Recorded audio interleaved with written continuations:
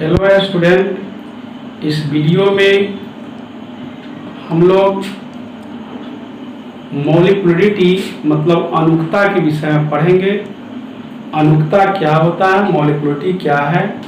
तो आप कहेंगे किसी रासायनिक अभिक्रिया में भाग लेने वाले प्रतिकारक पदार्थ के कुल परमाणु अथवा अणु की संख्या को अणुकता कहा जाता है। ठीक है ना, मतलब किसी रिएक्शन में पार्टिसिपेट होने वाले रिएक्टेंट के नंबर्स ऑफ मॉलिक्यूल्स को हम लोग ये मॉलिक्युलरिटी के नाम से जानते हैं। प्रतिकारक आप जानते हैं, जो पदार्थ रासायनिक अभिक्रिया में भाग लेते हैं उसको प्रतिकारक कहते हैं, मतलब तीर चिन्ह के बाईं तरफ होते हैं उसको प्रतिकारक कहते हैं। तो किसी भी रिएक्शन में तीर चिन्ह के बाईं तरफ रिएक्टेंट्स के मॉलिक्यूल्स की जो संख्या होगी उसी को हम अणुकता के नाम से जानेंगे। तो हम लोग अणुकता का डेफिनेशन लिखेंगे, किसी रासायनिक अभिक्रिया में भाग लेने वाले प्रतिकारक पदार्थ के परमाणु अथवा अणु की संख्या को अणुकता अथवा आणविकता कहा जाता है।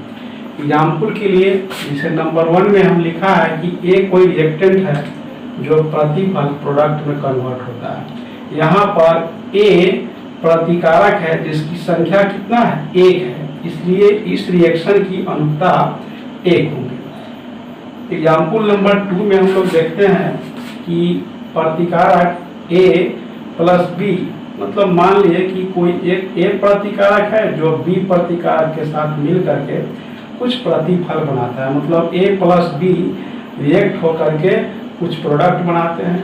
तो इसमें ए की संख्या 1 है और बी की संख्या भी 1 है, इसलिए इस रिएक्शन की अणुकता हो जाएंगे 2, मतलब 1 1 2 हो जाएंगे। एग्जाम्पल नंबर 3 में रिएक्टेंट ए और बी ही है जो प्रोडक्ट प्रतिफल में कन्वर्ट हो रहा है, लेकिन यहाँ ए के नंबर मतलब ए की संख्या 2 है और बी की संख्या 1 है, इसलिए इस रिएक्शन की अणुकता 2 और 1 मतलब 2 जोड़ 1 बराबर 3 होंगे। तो ये तो हम लोग एबीसी के पढ़ में थे, लेकिन जैसे ये H2O2 है ना, H2O2 ये मतलब डिकम्पोज होकर H2O और हाफ O2 बनाता है, मतलब हाइड्रोजन पेरोक्साइड टूट करके वाटर और ऑक्सीजन मॉलिक्यूल्स का निर्माण करते हैं। यहाँ पर हाइड्रोजन पेरोक्साइड के नंबर के मॉलिक्यूल्स की संख्या 1 है। हम लोग इसको काउंट नहीं करेंगे, ऐसा नहीं करेंगे 2 2 4, मतलब ये टोटल जो है से एक ही मॉलिक्यूल्स। यहाँ पहले जो नंबर रिएक्टेंट के पहले जो अंक होते हैं, नंबर होते हैं, वह उसके मॉलिक्यूल को बताता है। तो H2O2 मतलब हाइड्रोजन पेरोक्साइड की मॉलिक्यूल्स की संख्या 1 है, इसलिए इसकी अणुकता 1 होगी। एग्जाम्पल नंबर 5 मतलब NO नाइट्रिक ऑक्साइड ऑक्सीजन से जुड़कर नाइट्रोजन डाइऑक्साइड बनाता है। इस रिएक्शन में NO मतलब नाइट्रिक ऑक्साइड की संख्या मॉलिक्यूल्स की संख्या 2 है, ऑक्सीजन की मॉलिक्यूल्स की संख्या 1 है।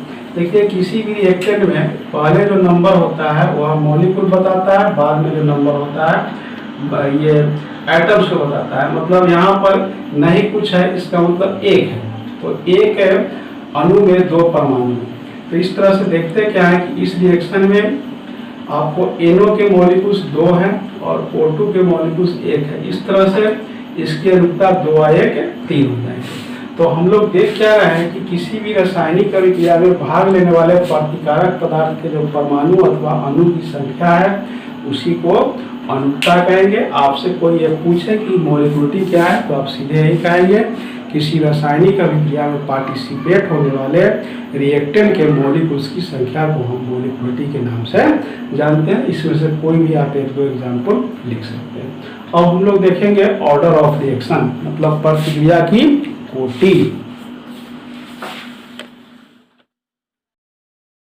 अब हम लोग पढ़ेंगे ऑर्डर ऑफ रिएक्शन मतलब प्रतिक्रिया कोटि अथवा अभिक्रिया की कोटि। प्रतिक्रिया कोटि क्या है अथवा अभिक्रिया कोटि क्या है? तो किसी रासायनिक अभिक्रिया के वेग समीकरण में प्रयुक्त सांघन पदों के घातों के जोड़फल को हम लोग प्रतिक्रिया कोटि कहेंगे। मेरे कहने का मतलब किसी केमिकल रिएक्शन में इन्वॉल्व रिएक्टेंट के सांद्रण के पावर के सम को हम लोग ऑर्डर ऑफ रिएक्शन के नाम से जानते हैं। मतलब किसी रासायनिक अभिक्रिया के वेग समीकरण में प्रयुक्त प्रतिकारक पदार्थ के सांद्रण के घातों के जोगफल को प्रतिक्रिया की कोटि कहा जाता है। हम लोग इसको लिखेंगे इस तरह से, किसी रासायनिक अभिक्रिया के वेग समीकरण में प्रयुक्त प्रतिकारक पदार्थ के सांद्रण के घातों मतलब पावर के जोगफल को प्रतिक्रिया की कोटि कहा जाता है। एग्जाम्पल के लिए नंबर 1 में एक कोई रिएक्टेंट है जो प्रोडक्ट में कन्वर्ट हो जाता है, तो हम इसको लिखेंगे रेट ऑफ रिएक्शन मतलब प्रतिक्रिया की दर समानुपाती है कंसंट्रेशन ऑफ ए, चूंकि इसके नंबर 1 है इसलिए पावर 1 हो जाएंगे। हम लोग पिछले वीडियो में देखे थे कि इसकी रासायनिक अभिक्रिया का वेग जो होता है, दर होता है, प्रतिकारक के सांद्रण के समानुपाती होता है। तो इसीलिए हम लोग लिखे कि प्रतिक्रिया की दर समानुपाती है, प्रतिकारक यहाँ ए है, ये बड़ा कोष्टक सांद्रण को दर्शाता है, मतलब ये ए के सांद्रण का घात 1 लिखे इसलिए इसकी संख्या 1 है। आगे लिखेंगे प्रतिक्रिया की दर बराबर के into concentration of A to the power 1। के इसलिए लिखे हैं कि ये प्रोपोर्शनल का साइन था जिसको हटाकर हम इक्वल का साइन दिया, बदले में एक कांस्टेंट लिया। इस तरह से इस अभिक्रिया की दर का जो वेग समीकरण है उसमें जो रिएक्टेंट है उसके पावर 1 है, इसलिए हम प्रतिक्रिया कोटि 1 लिखेंगे। मतलब इस रिएक्शन का, इस प्रतिक्रिया का प्रतिक्रिया कोटि कितना होगा? 1 होगा। ये नेक्स्ट आपका ये एग्जाम्पल है 2a प्लस बी प्रोडक्ट, है ना, 2a plus B gives product. तो यहाँ पर ए की नंबर 2 है, बी के नंबर 1 है, तो हम लोग लिखेंगे प्रतिक्रिया की दर समानुपाती है concentration of A to the power 2 मतलब ए के सांद्रण का घात 2 and concentration of B to the power 1 मतलब बी की संख्या 1 है इसलिए घात 1 देंगे। प्रतिक्रिया की दर बराबर हो जाए के into concentration of A to the power 2 and B to the power 1। इस तरह से प्रतिक्रिया कोटि हो जाएगा। ए का घात 2 है तो 2 लिखेंगे, जोड़ बी का घात 1 है इसलिए प्लस 1 लिखेंगे। इस तरह से इस रिएक्शन की प्रतिक्रिया कोटि कितने हो जाएंगे? 3 हो जाएंगे। थर्ड एग्जाम्पल है H2O2 डिकम्पोज होकर H2 और हाफ O2 बनाता है। इसके लिखेंगे प्रतिक्रिया की दर समानुपाती है कंसंट्रेशन ऑफ H2O2 मतलब हाइड्रोजन पेरोक्साइड पावर 1 और प्रतिक्रिया की दर बराबर के into concentration of A to the power 1 या घात 1। इस तरह से इसके प्रतिक्रिया कोटि कितने होंगे? 1। फोर्थ एग्जाम्पल है CaO प्लस CO2 बनता है CaCO3 मतलब कैल्शियम ऑक्साइड कार्बन डाइऑक्साइड से रिएक्ट करके कैल्शियम कार्बोनेट बनाते हैं।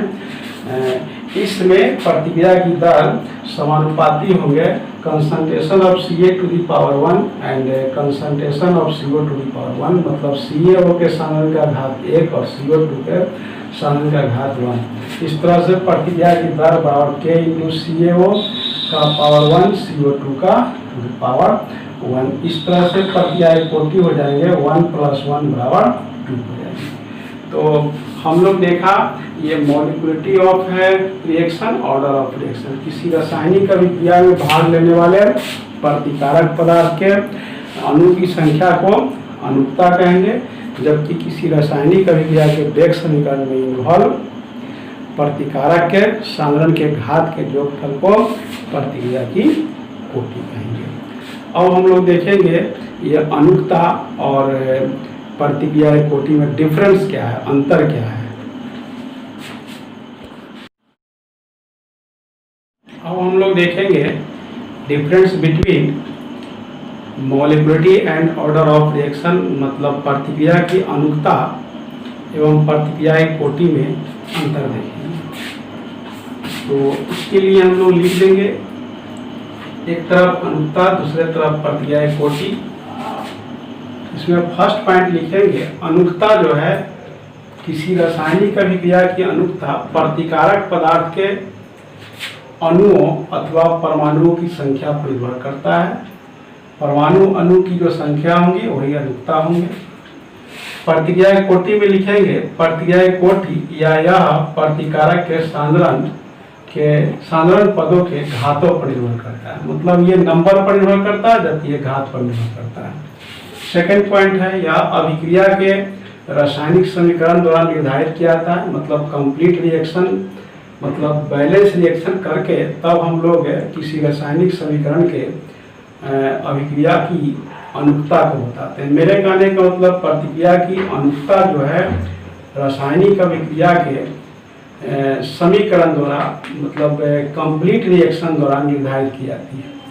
जबकि प्रक्रिया कोटि को प्रायोगिक आंकड़ा के आधार पर, मतलब एक्सपेरिमेंटल डाटा के आधार पर हम इसको डिटरमिन करते हैं और ये जो है कंप्लीट रासायनिक समीकरण द्वारा दिखाते हैं। लिखे हैं यह अभिक्रिया के रासायनिक समीकरण द्वारा निर्धारित की जाती है, जबकि इधर हम लिखे हैं कि प्रक्रिया कोटि को प्रायोगिक आंकड़ा के आधार पर निर्धारित किया जाता है। थर्ड पॉइंट है, प्रतिक्रिया की अनुकता का मान जो है हमेशा पूर्णांक में होता है। मतलब 1, 2, 3 होंगे, ये रेशनल नंबर अनुपात में या बटा में नहीं होंगे। जबकि प्रक्रिया कोटि जो है, कोटि का मान, प्रक्रिया कोटि का मान पूर्णांक अथवा भिन्नांक, मतलब ये कंप्लीट नंबर और रेशनल नंबर दोनों हो सकते हैं। ठीक है ना। और ये चौथा पॉइंट है, ये किसी रासायनिक अभिक्रिया की अनुकता जो है थ्योरेटिकल वैल्यू होता है, सैद्धांतिक मान होता है। जबकि प्रक्रिया कोटि जो है ये किसी रासायनिक अभिक्रिया का एक्सपेरिमेंटल वैल्यू होता है। तो इस तरह से 4 पॉइंट है। फर्स्ट हमने लिखा प्रक्रिया की जो अनुकता है वो अणु परमाणु की संख्या पर निर्भर करता है, जबकि प्रक्रिया कोटि साधन के घातों की संख्या पर निर्भर करता है। दूसरा है, प्रतिक्रिया की अनुकता को एक बैलेंस रिएक्शन द्वारा निर्धारित की जाती है, जबकि प्रक्रिया कोटि को एक्सपेरिमेंटल डाटा द्वारा निर्धारित की जाती है। प्रतिक्रिया की अनुकता एक कंप्लीट नंबर होता है, जबकि प्रक्रिया कोटि जो है कंप्लीट नंबर भी हो सकता है अथवा रेशनल नंबर होंगे।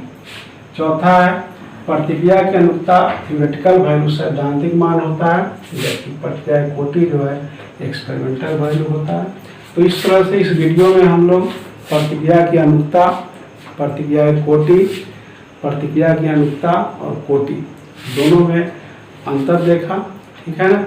अब इस वीडियो में इतना ही, नेक्स्ट वीडियो में हम इसको